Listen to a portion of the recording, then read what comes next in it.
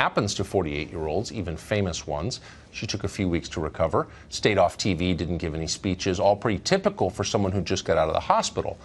But over at CNN, they were not buying that story. They are proud journalists at CNN, self-consciously proud. And if there's one thing they know for certain, one thing that was drummed into them at the top-shelf journalism schools they attended, it's that Republican first ladies lie a lot and are evil and for the sake of civilization must be destroyed.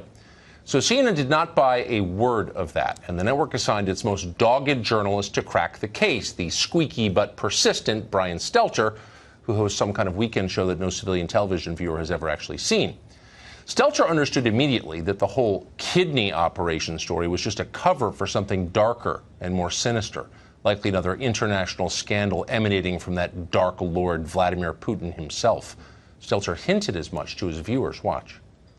One thing that the president and the White House have been quite quiet about is Melania Trump and her status. The last time we caught a glimpse of her was on May 10th, 24 days, more than 3 weeks. There's been a lot of questions about her surgery, her time at Walter Reed, and now her invisibility.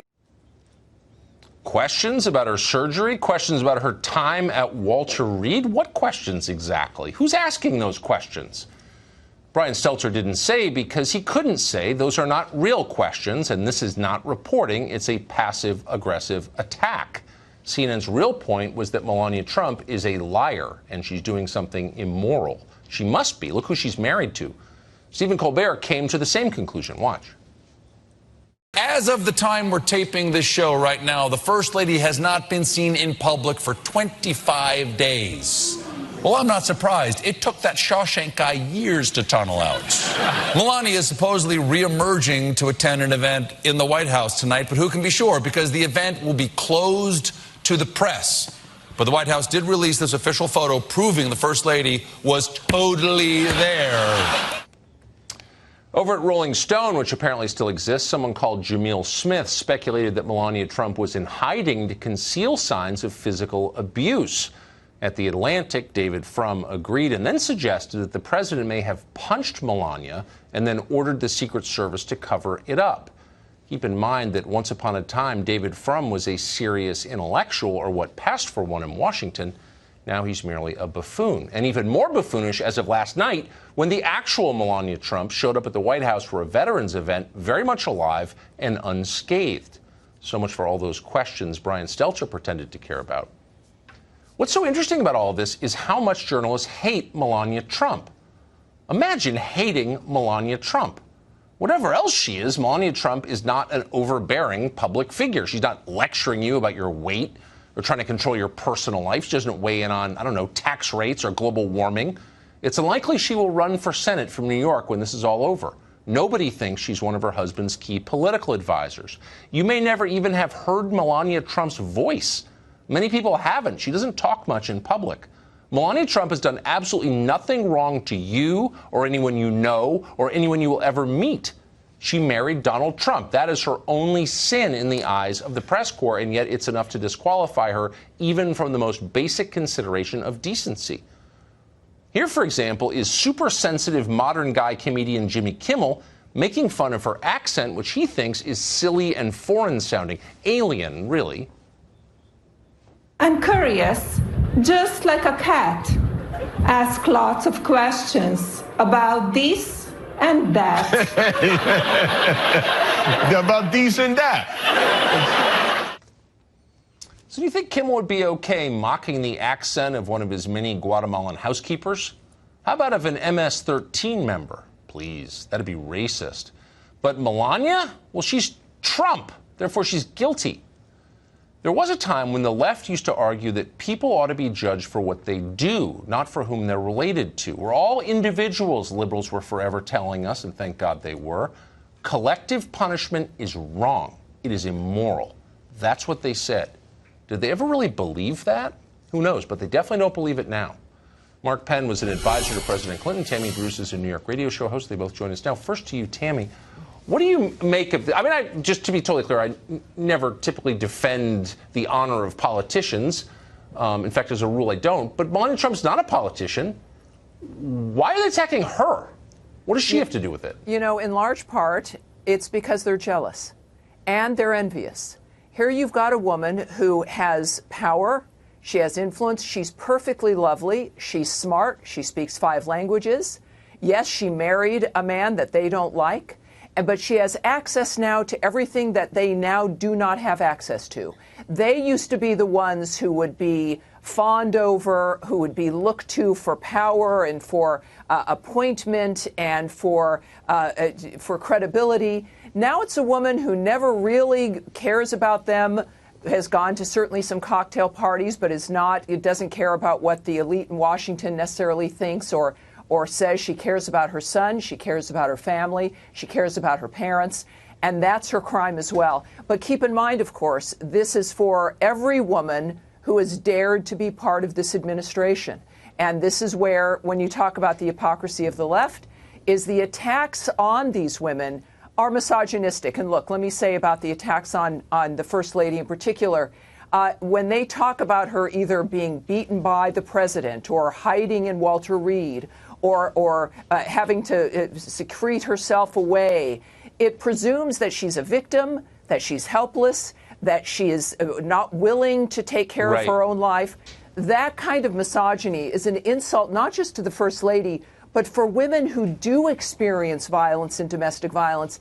And yet these are the people who are supposed to be the champions for women. The fact of the matter is that the arguments about championing women come from, at this point, from the center-right argument that women are individuals, that they're smart, that the First Lady's an example of a powerful woman living a life that best suits her. And she should be lauded for that. Well, yeah, I mean, and she certainly never bothered anybody. Mark Penn, what I find so interesting about this, I'm trying to imagine the conversation where Jeff Zucker over at CNN calls up his sad little errand boy, that Stelter kid, and says, go ahead and attack, it's time to attack Melania, okay? And I'm thinking, if you really think that it's appealing to attack Melania Trump, of all people you could attack, Melania Trump, your judgment has been distorted. Well, it's not politically smart right now. If you look at the last CNN poll, she was at 57% favorable.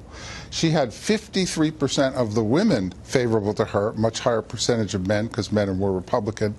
But that means that you don't want to attack Melania because you're attacking the voters that you need. And they probably see this as a kind of wrong idea because no one uses silence better than Melania Trump. And that silence, you see, now has all of America waiting to tune in tomorrow when she reappears on the scene. So politically, given her ratings, it's not a very smart thing for columnists and others who have embarked on this. Sort of ran the political operation at the White House for a long time, and you used data to do it, heavily used data. When people become so emotional and when a political cause becomes a moral cause, pretty hard for them to make rational decisions, isn't it? Well, I think that's right. I think that a lot of what we see today is about getting back to rationality in our politics. Now, Hillary Clinton, as First Lady, endured a lot of attacks when she went into health care and controversial issues. But when she went to It Takes a Village, the country united. Melania Trump is not in controversial issues. She's trying to help kids. She's doing those things that the country can agree upon. So it doesn't make sense. So I guess what I dislike about this whole thing, Tammy, is the way that the left has framed everything as a moral divide. So it's like nothing about Trump can be good, and everything that is against Trump must be good. That seems like an inherently insane way to look at the world. Well, it is. In and of itself, it's immoral. But let me say also that the attacks on the First Lady are personal. We can talk about Hillary getting into policy. That's fine. Let's deal with policy issues. But remember also, the attacks on the First Lady, I would contend, are because attacks on the president don't work. And I think that there's an inherent decision here to destroy his base of support. And that is why I think she has now been targeted. Clearly, she's a strong woman. She knows what's going on here. The media tries to infantilize her, but she's going to stick to with what matters to her, children's lives and supporting her son and her family. So this is the irony of what it is, of course, that the media is doing and what maybe even some of the establishment is doing, which is claiming that Donald Trump is immoral, and then they move and do every single thing that they try to project onto the president, which is that he's bad for women, he treats women badly, he doesn't respect them, and yet every single thing they're doing reveals that's what I the know media the and irony does. bomb has just gone off once again. Mark, you don't think it's going to work though as a political matter? I think this will be over tomorrow. She'll be back. I think she has actually gotten more astute about handling the office of First Lady, and you saw that in her rise. Donald Trump's at about 40% favorable, and she's at 57. The very few people in the country now who can break 50 were so polarized. Yeah, Great maybe point. she should run from New York. Thank you both. Tammy, Mark, appreciate it. All right, joining us now, a lot of news today, is counsel to the president. Our friend Kellyanne Conway is with us. I want to get to the Eagles, but I cannot take what has been done and said again and the attacks the First Lady's withstanding. You have gone through it. Ivanka's gone through it. Where is all this liberal respect for women? Because it seems non-existent. And the First Lady keeps putting out statements. I'm here. I'm recovering. I just had surgery. And yes, I was seen in public yesterday.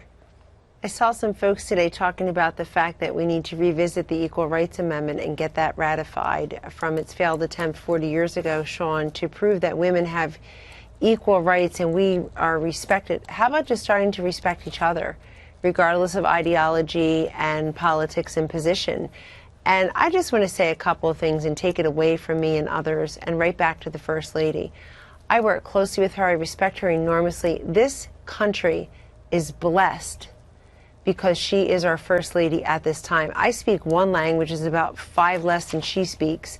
She has accompanied her husband all over the world, helping to represent this nation. And I would tell those critics to look no further than First Lady Melania Trump's Be Best platform to understand how she thinks the solution should go in this nation. She talks about kindness and respect and the social, emotional, and physical well-being and health of children, make better choices. She's out there trying to help children who feel that they need assistance, that they feel like they're being bullied at school perhaps, or they're addicted to drugs. I've traveled with the First Lady and watched her hold those babies who were born addicted. Their first breaths in this world were a struggle because they're one of 100 babies born every day, and she's committed to breaking the back of the neonatal abstinence syndrome. The way they have treated her is so over the top, awful. Words can't even describe it. But I don't even like dignifying it by discussing it, to be frank with you, because she's so much stronger than that. She's so much. She is. She's so much more than her critics and the naysayers. Well, who cares? She's there with Gold Star families. She's a great person. Sean, look at the difference. Look at the company that the First Lady keeps. She's there honoring Gold Star families, and people are peddling conspiracy theories that, frankly, shouldn't be dignified on major platforms. So in the NFL, you can't spike the football. You can't taunt other players. You can't do certain dances and gestures. They have all sorts of, quote, restrictions on freedom of speech. But yet, Roger Goodell, in his infinite wisdom, they allowed everything that happened last year. People fought, bled, and died fighting under that flag. I'm not against protesting, but the NFL does stifle, quote, freedom of speech in some ways. Here's my point. I'm kind of done with the NFL. Now they're going to let players hide in the locker room, which I think is almost worse than what they were doing before when our anthem is played. I'm done. I'm ready to go to college football. Saturday's my football day. Tell us what happened with the Eagles. Well, there's a lot to unpack there, but let me just say the president could not be more clear on his position on the national anthem. He's made a very simple request that he thinks people should stand for the flag. And before people yell and say, everybody did stand for the flag, nobody took a knee last year, that's not what this particular incident was about. This was a decision the president made based on how this particular event was handled, not based on what happened last season. And may I remind everyone, it is the NFL, not the White House and not the president, who came out with a brand new policy that governs what its players will do. That's between the NFL and its ball clubs and its players. And they came out with a policy last month that perhaps some of the players on different teams don't like. Sean, I think the president was focused on the right number. And that was the 1,000 Eagles fans that had RSVP'd to the White House, many of whom we were told were already in town expecting to come to the White House. So he decided to respect their effort in coming and their excitement and still welcome them to the White House, but to convert it into a Celebrate America event. It was a fabulous event tonight with the Marine Corps Band, the Army Chorus, patriotic songs. But look, there are lots of Eagles players who voted for Donald Trump, who support many of his policies. They just don't come forward and say that as Kellyanne, readily. we got to roll. We love having you on. Thank you for clarifying all of